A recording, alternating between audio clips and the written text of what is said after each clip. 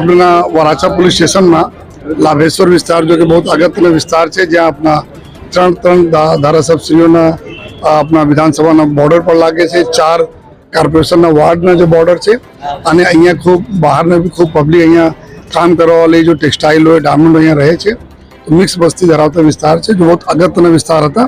अँ जो हमारा धारासभ्यों श्री कुमार भाई कानानी जी, अपने प्रवीण भाई घोघारी जी और कांति भाई बलर जी एना सहयोग थी, कॉर्पोरेटर सहयोग थी अँ अमरी चौकी आज लाभेश्वर चौकी ने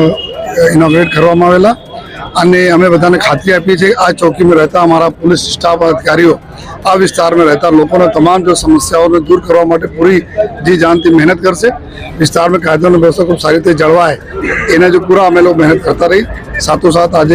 सरोली पुलिस स्टेशन में सणिया गाँव में जो है एक चौकी ना उद्घाटन जो है थई छे जो है अने जेमा आ विस्तार में जो सणिया एक हमारा एवा गाँव है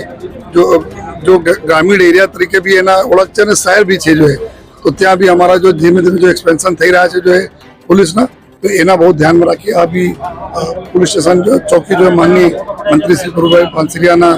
सहयोग थी चालू करवामां आवी छे। एना माटे भी बधाना पहले बात तो आभार पण मानीए छे धारासभ्योना मंत्री साहेबना अने साथोसाथ हमारी पुलिस जो लोगों सेवा करती है खातिर पण बधाने आपे छे।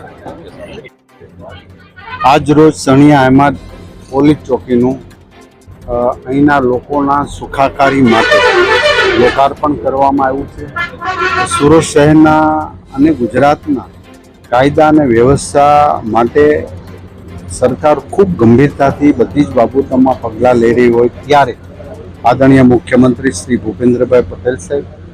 આપણા યુવા ગૃહમંત્રી હર્ષભાઈ સંઘવી અને સમગ્ર ટીમનો આભાર વ્યક્ત કરું છું કે આ વિસ્તાર ખૂબ ડેવલપ છે। અહીંયા દરેક સમાજ, દરેક જ્ઞાતિ, દરેક સ્ટેટના લોકો પણ બિઝનેસ માટે આવતા હોય ત્યારે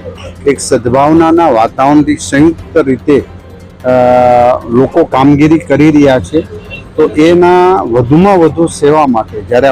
પોલીસ ચોકી અહીંયા બનાવવામાં આવી છે ત્યારે લો એન્ડ ઓર્ડર અને લોકોના સુખાકારી માટે ખૂબ મદદરૂપ થશે એવી હું આશા વ્યક્ત કરું છું।